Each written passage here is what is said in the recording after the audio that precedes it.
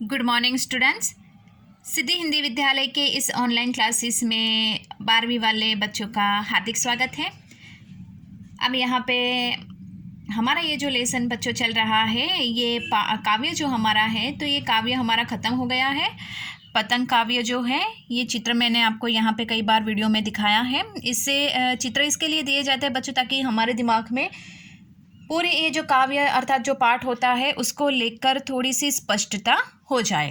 अब हमारा ये जो पाठ है, इस पाठ में ये काव्य जो है, इस काव्य में जो प्रश्नोत्तर है, तो प्रश्नोत्तर की चर्चा करते हैं।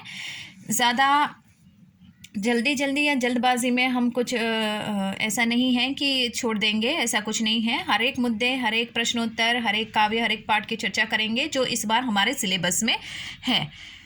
इस वीडियो के बाद में आपको जो अभ्यासक्रम वैसे तो आप तक पहुंच ही गया होगा कि कौन कौन से लेसन हमें रखने हैं, कौन से इस साल के लिए सिर्फ निकाल देने हैं। तो इसके बाद वाले वीडियो में मैं आपको जो अभ्यासक्रम है वो और उसके पेपर पैटर्न की भी आपको चर्चा करके बताऊंगी, ताकि आपको थोड़ा सा समझ में आ जाए। ठीक है। अब यहाँ पे सबसे पहला जो प्रश्न है, सबसे तेज़ बौछारे गई भादो गया के बाद प्रकृति में जो परिवर्तन कवि ने दिखाया है उसका वर्णन अपने शब्दों में कीजिए। तो यहाँ पे इस प्रश्न के उत्तर में हमें लिखना है कि पतंग कविता में कवि आलोक धनवा ने बच्चों की बार सुलभ इच्छाओं और उमंगों तथा प्रकृति के साथ अपने रागात्मक संबंध का उन्होंने अत्यंत सुंदर चित्रण किया है। भादों के महीने के बाद अर्थात बारिश का जो महीना होता है उसके बाद शरद ऋतु आती है। शरद ऋतु में उजाला होता है और शरद ऋतु जैसे ही आता है तो अपने साथ जैसे कि बहुत सारी प्रकृति में बदलाव लेकर आता है। सूरज बादलों से घिरा हुआ है, इसके लिए अंधेरा अधिक है और प्रकाश कम दिखाई देता है, इसलिए भादों के अंधेरे का प्रतीक बताया है। भादों के जाने के बाद साथ ही बारिश की तेज बौछारें भी धीमे धीमे मंद पड़ जाती है, अर्थात यहाँ पे चली जाती है। वर्षा ऋतु के जाने के बाद शरद ऋतु आती है, धूप खिल जाती है, चारों ओर उजाला चमकने लगता है, हवाइयों में एक मनोरम जैसा प्राकृतिक दृश्य खड़ा हो जाता है और शरद ऋतु के आगमन से उत्साह एवं उमंग का पूरा माहौल बन जाता है। तो हमें इस प्रकार से यहाँ पे प्रकृति में जो परिवर्तन आता है वो लिखना है कि भादों में अंधेरा होता है, बारिश होती है, बारिश के रिमझिम बारिश की जो बौछारें हैं वो मंद पड़ जाती है, शरद ऋतु आता है, शरद ऋतु अपने साथ उजाला लाता है। ये सारी बातें हमें लिखनी है। और इस पतंग काव्य में कवि आलोक धनवा ने भादों और सबसे तेज बौछारों और भादों का यहाँ पे उन्होंने रागात्मक संबंधों का अत्यंत सुंदर चित्रण प्रस्तुत किया है, ये आपको लिखना है। अब यहाँ पे ये जो दूसरा प्रश्न है, सोचकर बताइए कि पतंग के लिए सबसे हल्की और रंगीन चीज, सबसे पतला कागज, सबसे पतली कमानी जैसे विशेषणों का प्रयोग क्यों किया गया है। ठीक है, तो इन्हीं शब्दों का प्रयोग क्यों किया गया है पतंग के लिए, हमें इसके बारे में बताना है अपने शब्दों में। ठीक है,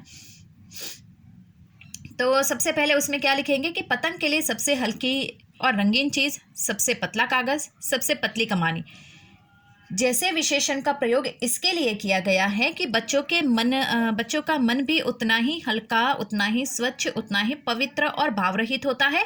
बच्चों का मन भी रंगीन और पतले कागज़ की तरह होता है, महीम और पतली कमानी जैसा होता है। महीम और पतली यानी नाजुक, जैसे पतंग उड़ती है उसी प्रकार बच्चों का मन भी आकाश में उड़ता है। इन विशेषणों के कवि ने पाठकों के मन में जिज्ञासा जगाकर पतंग की ओर आकर्षित करने का प्रयास किया है।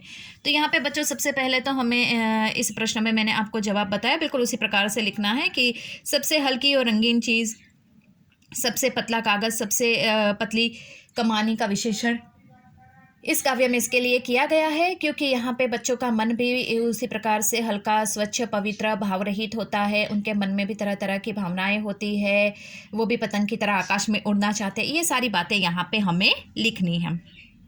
अब बहुत ही सुंदर सा प्रश्न यहाँ पे दिया गया है बच्चों, ये तीसरा वाला प्रश्न, बिंब स्पष्ट कीजिए। ठीक है, बिंब स्पष्ट कीजिए। बिंब स्पष्ट करना यानी कि यहाँ पे उसको कौन सी वो स्थिति में है वो हमें बताना है। बिंब स्पष्ट करना यानी कि जो शब्द दिया गया है एक एक पंक्तियों में वो कौन कौन से है, ध्यान से बराबर से देखिएगा बच्चों, मैं आपको बताती हूँ। हमारा समय जाएगा थोड़ा सा, लेकिन कोई बात नहीं, यहाँ पे ये आपको सीखना, ये जानना बहुत ज़रूरी है। ठीक है, तो सबसे पहली पंक्ति पढ़ते हैं। जैसे जैसे मैं बताती जाऊंगी आपकी समझ में आता जाएगा। सबसे तेज ब्योछारे गई भादो गया।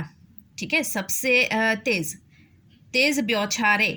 ठीक है, तेज ब्योछारे, तेज यानी जोरदार, ब्योछारे यानी बारिश की बूंदे। ठीक है, तो तेज ब्योछार यहाँ पे ये शब्द है, उसमें जो बिंब है तो कौन सा दर्शाया गया, तेज ब्योछार। तो जो तेज बारिश हो रही है हम कैसे कह सकते हैं, अपने आंखों से उसको देखेंगे तब। तो ये क्या हुआ, दृश्य। समझिए, समझ में आया बच्चों। जैसे कि यहाँ पे तेज तेज ब्योछार है, हम कब कह सकते हैं कि तेज बारिश हो रही है, जब हम उसको अपने आंखों से देखेंगे। तो सबसे पहले तो वो दृश्य हुआ, और इसके साथ ये तेज बारिश।